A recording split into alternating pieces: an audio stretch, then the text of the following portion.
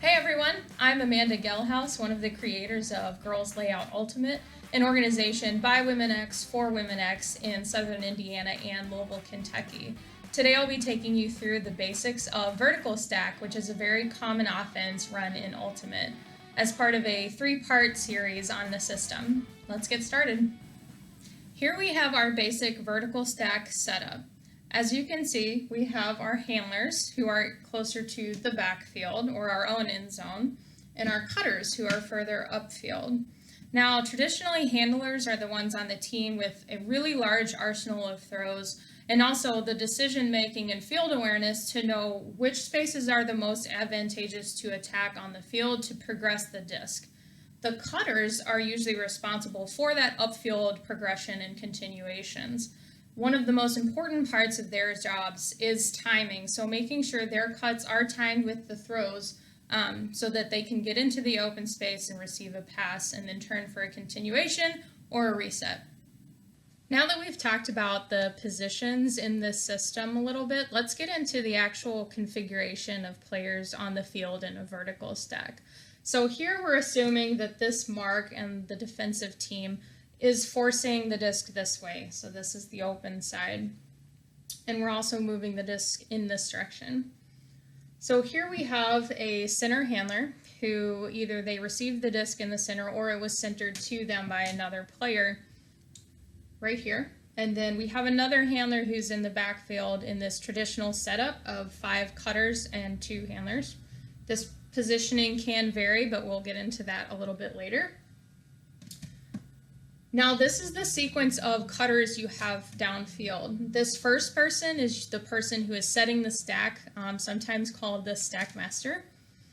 Their main job is to make sure the spacing between the center handler and the front of the stack is appropriate, which is around 10 yards usually. You don't want that to be much closer because it limits the movement that the handlers can make in this part of the field to put the disc on either side. From there, we have our sequence of cutters, usually called just numbered off 2 through 5.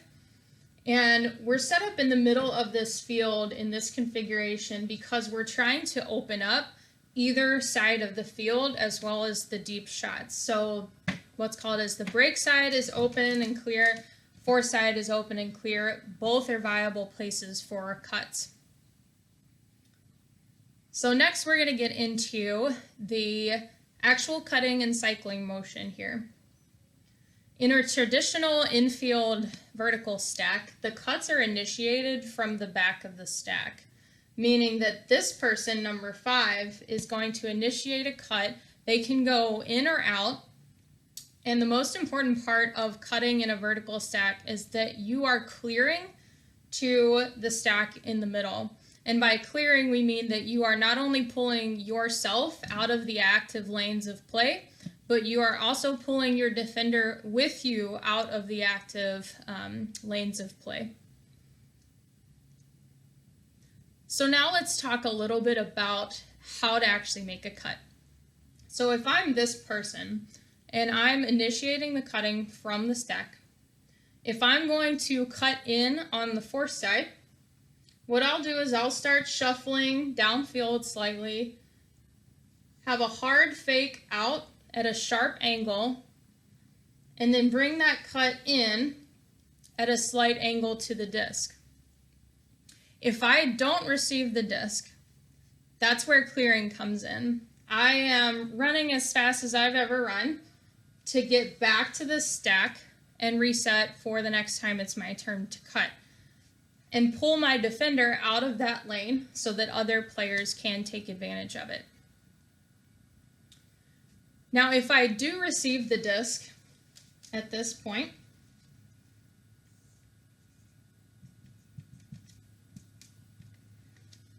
that's when the other cutters will fill in for a continuation.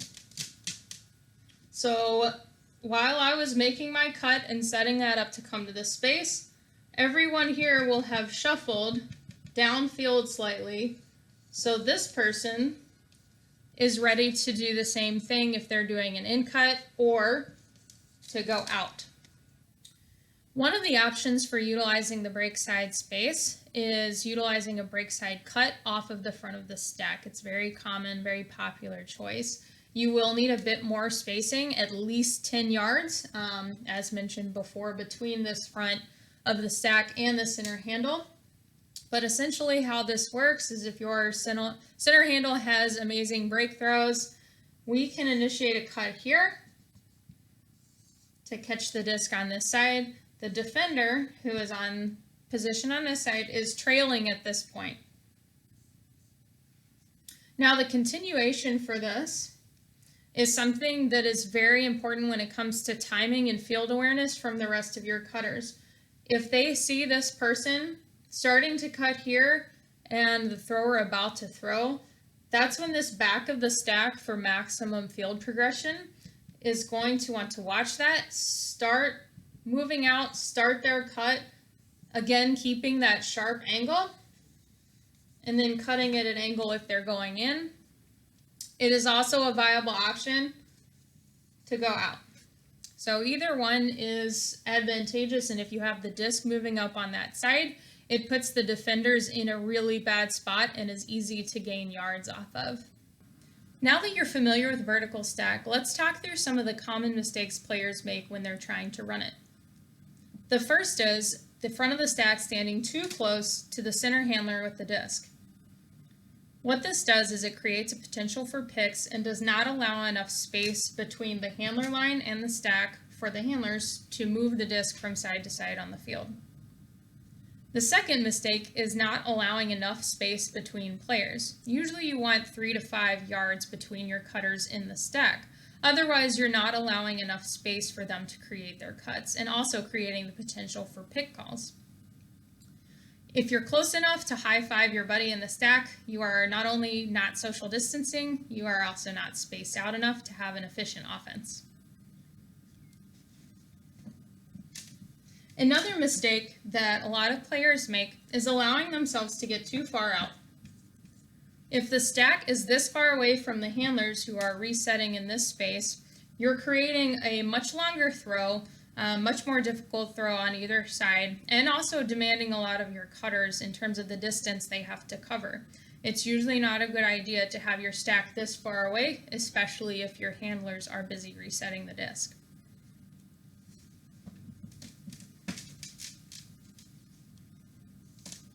One other common mistake that stacks will make is when the disc is on the sideline, not maintaining a center of the field position. So when someone is looking at the disc and you're in the stack, your automatic reflex is going to be move closer to the disc because you are focused on it. But we really don't want to do that, because if our stack is closer to the disc and not in the center of the field, we've limited the space that we can actually use upfield by however much you got closer to the disc. So we want to maintain that center of the field spacing. All right, well, that's vertical stack basics. Hope to be back with some information on handler movement and some variations of vertical stack. If you have any questions, feel free to post them on our Facebook page, but otherwise, I'll see you next time.